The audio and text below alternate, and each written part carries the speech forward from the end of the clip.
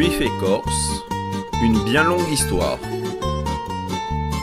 Une série de 3 émissions de Christine Bartoli et Xavier Nataf.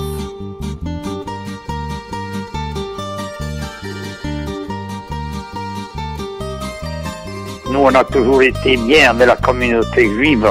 On a à peu près les mêmes coutumes parce que chez vous, c'est comme chez nous. Quand il y en a un qui a la tête en bas, on la relève, on le relève. On ne le laisse pas dans la peine ou dans la misère ou quoi. On essaye de le protéger, de faire ce qu'il faut faire.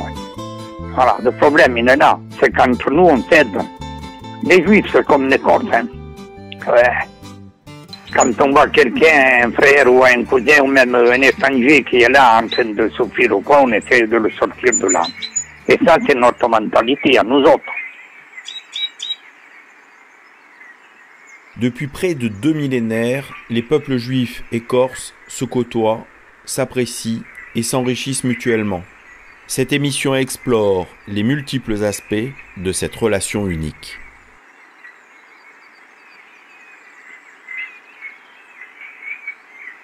Un des nombreux symboles du judaïsme est le cédra, cet agrume qui doit son nom à son écorce épaisse et rugueuse qui sent le cèdre.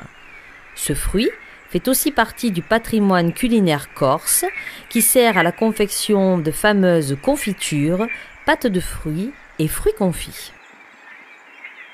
De toutes les fêtes juives, la plus insolite est probablement celle de Sukkot, appelée en français la fête des cabanes.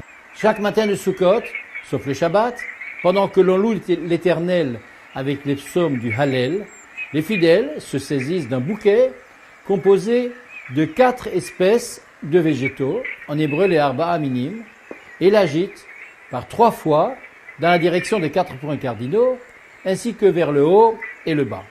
Ces 4 espèces sont le loulav, une branche de palmier, l'étrog, un cédra, une sorte de citron, 3 rameaux de myrte, en hébreu hadas, et 2 rameaux de saule, les haravot. Ces branches sont liées ensemble pour former ce que l'on nomme le bouquet de loulav. Ces végétaux divers symbolisent l'unité, l'égalité, la fraternité de tous les êtres et de tous les peuples. L'homme se révèle comme un principe d'unification de tout l'univers. Les sages ont assimilé chacun de ces éléments à un type de personne qui compose le peuple juif.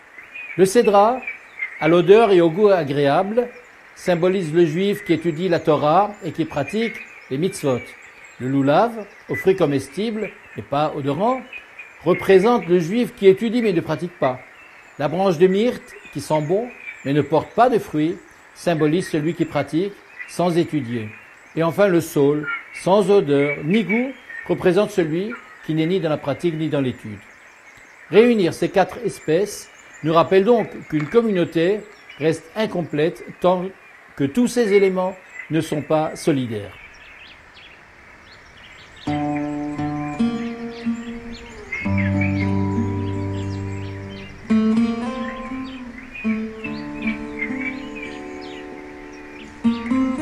Ce qui est si important, c'est l'écorce, les essences, tous les arômes sont dans l'écorce. Si on décrivait le fruit, ce serait un fruit plutôt un gros citron. Voilà, ouais, c'est ça. Pour la botanique, oui, c'est la grande famille des rutacées. Oui, c'est vrai. Ouais. Et si on disait les agrumes, allez. Une peau qui peut aller du vert au jaune, selon ce degré de maturité. Tout à fait, ouais. Une peau assez granuleuse. Il n'y en a pas d'autres dans le monde.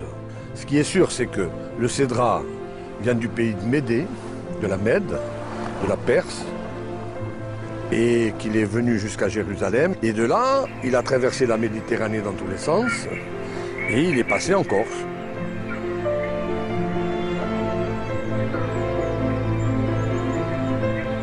On ne se lasserait pas d'en parler, mais il y a toute la part mythologique et toutes les racines qui remontent. Pour nous, c'est une partie du patrimoine. Ça fait partie du patrimoine. Je suis né en Corse, oui, à Bastia exactement. J'avais appris le métier électricien, frigoriste, électromécanicien, et pendant 15 ans, j'ai pratiqué ça ici. Et puis par la suite, j'ai changé de métier. J'ai élevé des chevaux, j'ai fait des ranchs, j'ai loué des bateaux. Enfin, une vie de bohème, quoi. Ah, moi, la communauté juive, je suis présente tout simplement quand on a besoin de moi pour faire ne se fût-ce qu'un minyan. Malheureusement, maintenant, souvent, fois, c'est plus pour des décès qu'autre chose. Donc, automatiquement, je descends pour faire honneur, quoi.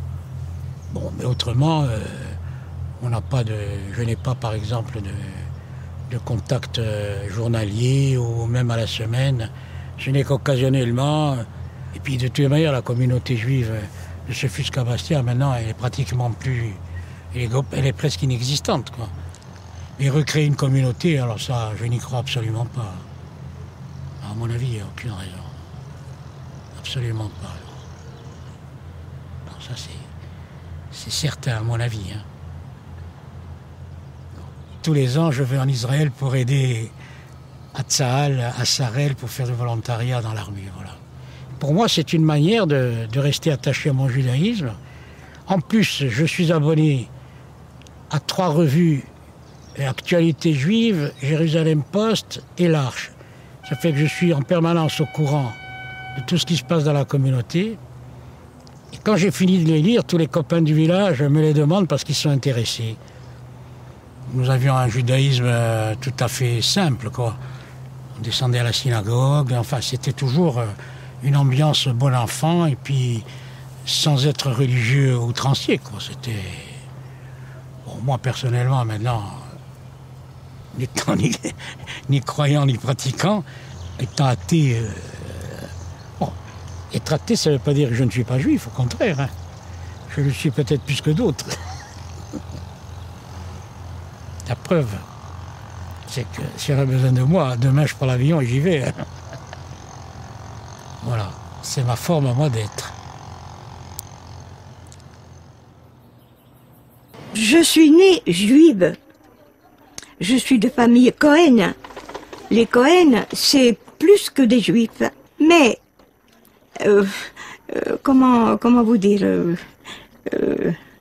la Corse, pour moi, c'est quelque chose que je peux pas expliquer. C'est la Corse. Elle est là.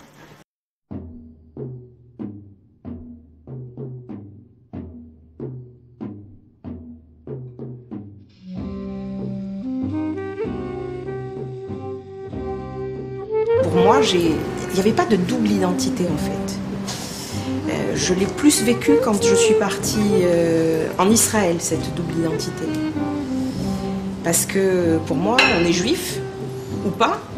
Et quand vous arrivez en Israël, tu es juif, oui, mais tu es juif quoi? Je suis juif quoi? Je suis juive. Oui, mais tu es juive polonaise, tu es juive marocaine, tu es juive... moi, je suis juive corse. Ah. Et la Corse, c'est quoi? Ah, la Corse, c'est une île qui accessoirement appartient à la France et qui a une identité très forte, qui a une identité qui déteint sur les gens qui y vivent.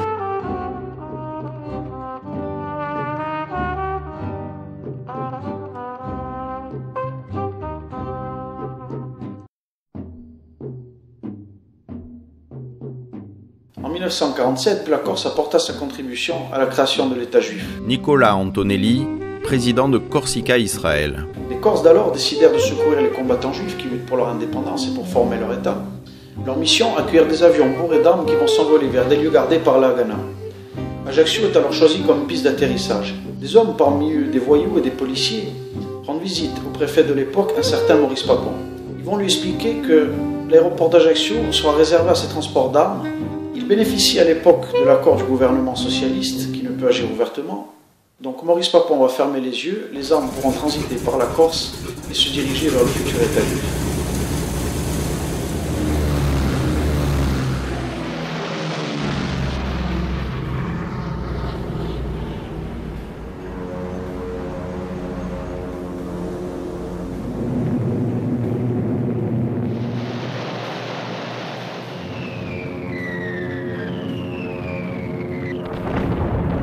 Le peuple corse a toujours soutenu l'État d'Israël. le peuple corse a pris conscience depuis très longtemps, Pascal Pal, Napoléon Bonaparte, que le peuple juif constitue une communauté d'hommes et de femmes fixée sur un territoire propre, la terre d'Israël, et qui décide de vivre conformément à un projet spirituel et politique au sens noble. La volonté de construire une société humaine fondée sur le droit et la justice, les valeurs universelles exprimées par la Bible.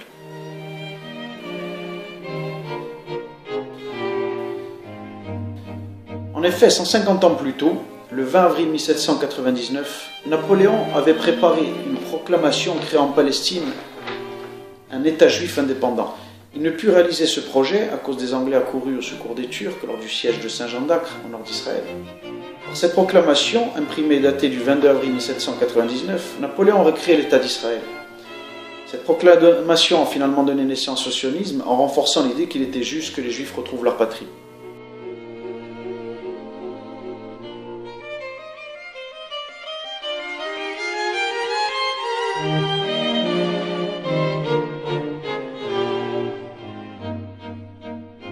Nous préparons une manifestation qui est liée au thème Corse, île des Justes.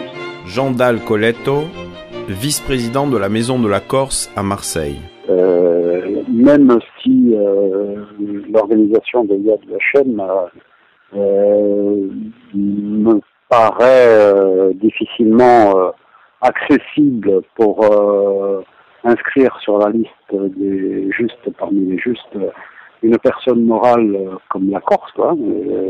Jusqu'à présent, de ce que je sais, Yad Vashem n'accorde cet honneur qu'à des personnes physiques.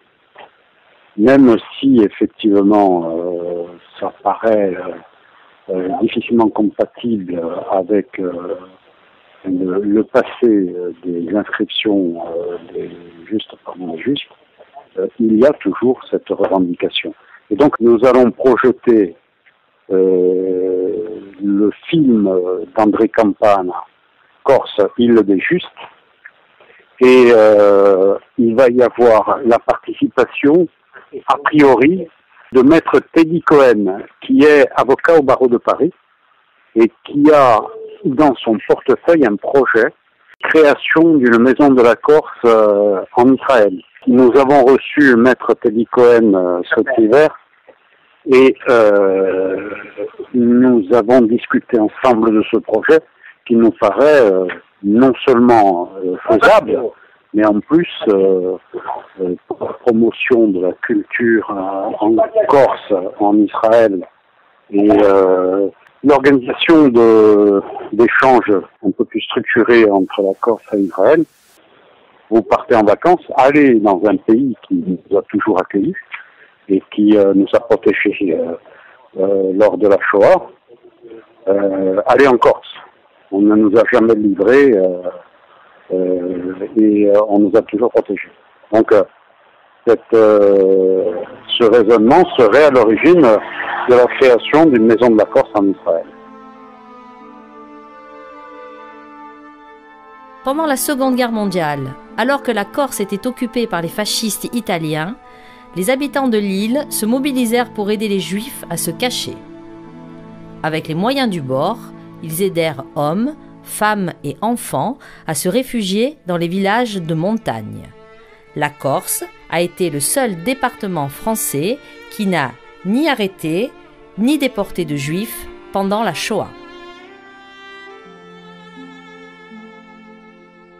J'étais un petit bonhomme qui avait 3 ans et demi, qui vivait à Paris, qui ne savait rien de ses parents, qui ne connaissait pas, il n'était pas au courant qu'il descendait d'Abraham, de Moïse, de Jésus-Christ.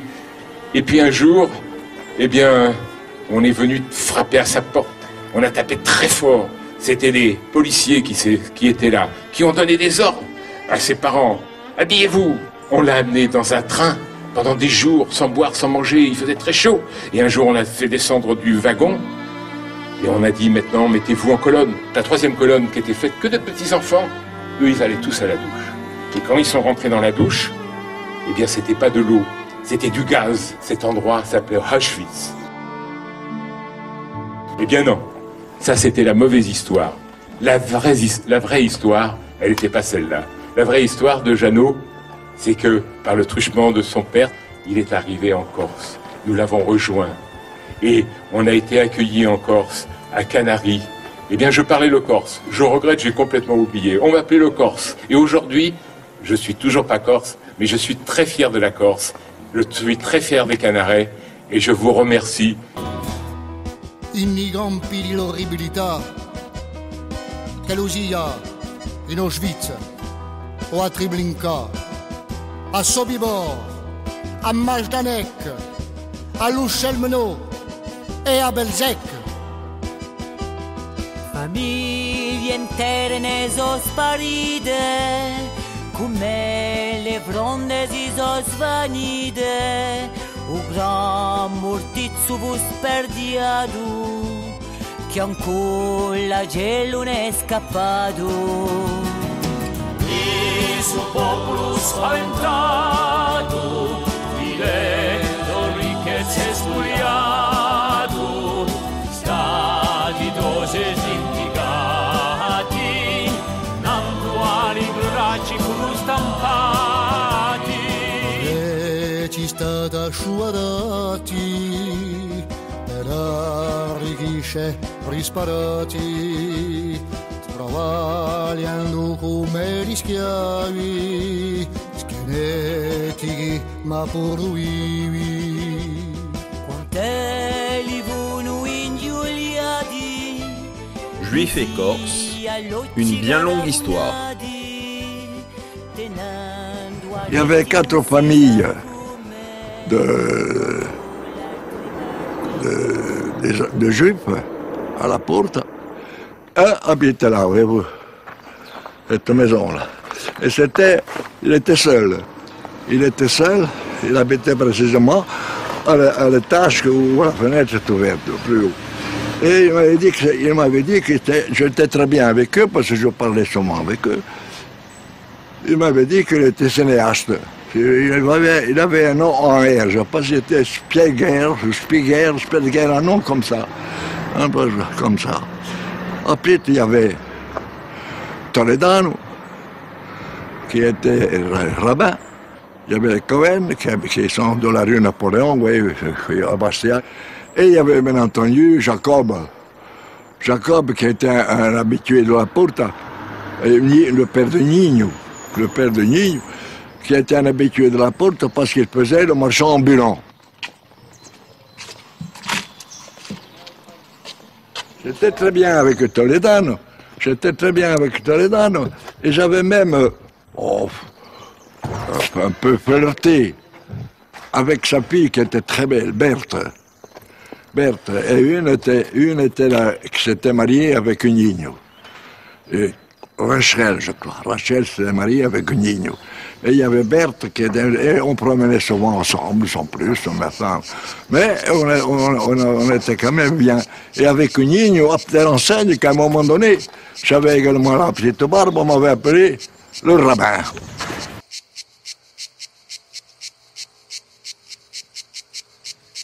On était amis avec la Juive, on a toujours été. Vous savez, en Corse, on n'avait qu'à voir les commerçants qu'il y avait à Bastia. Et la rue Napoléon, il n'y avait que des Juifs. Ils n'ont jamais été embêtés, ils n'ont jamais... ni avant, ni après la guerre. Les Juifs, on ne sait pas. C'était comme les autres. Il n'y avait pas de... ce qu'on appelle l'antisémitisme. Ça ne nous venait même pas à l'esprit.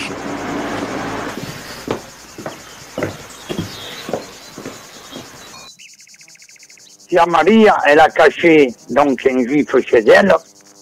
Ange Luciani. Pendant la guerre. Et donc, après, donc, quand la guerre est terminée, il était jeune, il est parti, et ils se sont retrouvés 30 ans ou 40 ans après par les petits-fils de cette dame-là, de Tia Maria, qui l'avait hébergée. Je vais dans un magasin pour habiller mes enfants, donc, et je paye, donc j'achète, je ne sais plus quoi, donc. Et je paye, au comptoir, à la caisse, il y avait une personne âgée, apparemment âgée. Il était peut-être pas très âgé, mais... Et Et donc, je fais mon chèque, je remets mon chèque. Et quand je remets le chèque, il regarde, évidemment, il lit, puis il me dit, vous appelez par-ci? J'ai dit oui.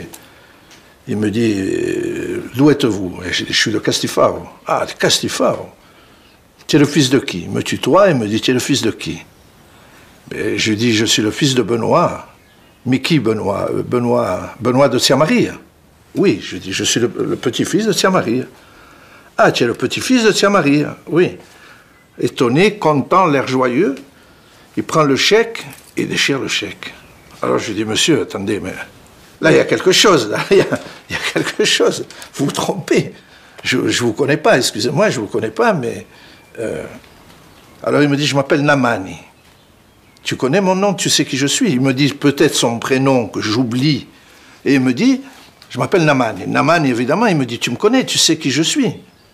J'ai dit oui, j'ai entendu parler de vous, j'ai entendu parler, le nom Namani, effectivement, colporteur qui venait au village, mais enfin c'est très flou, quoi, tout ça est flou, c'est mon enfance. Il me dit,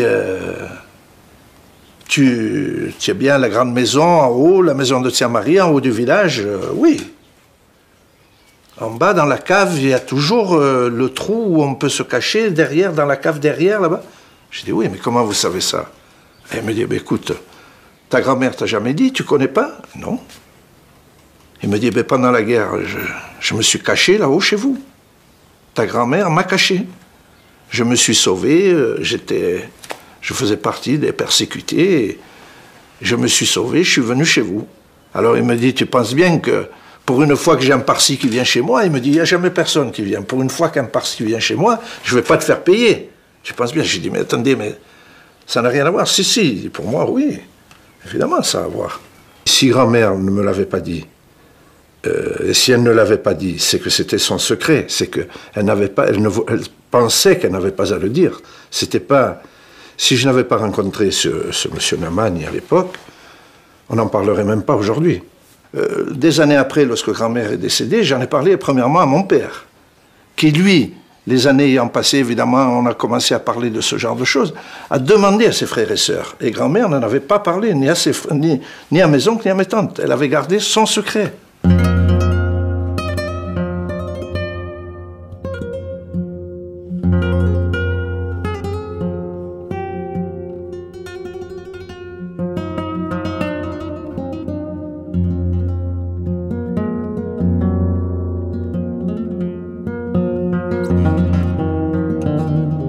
C'était Juifs et Corses, une bien longue histoire, une série de 3 émissions sur les relations entre ces deux peuples. Conception et réalisation, Christine Bartoli et Xavier Nataf. Vous avez entre autres entendu des extraits des films La Corse, Île des Justes, d'André et Clémentine Campana, La 10e goutte de Gabriel Oyon et Le secret de Tia Maria d'Isabelle Balducci.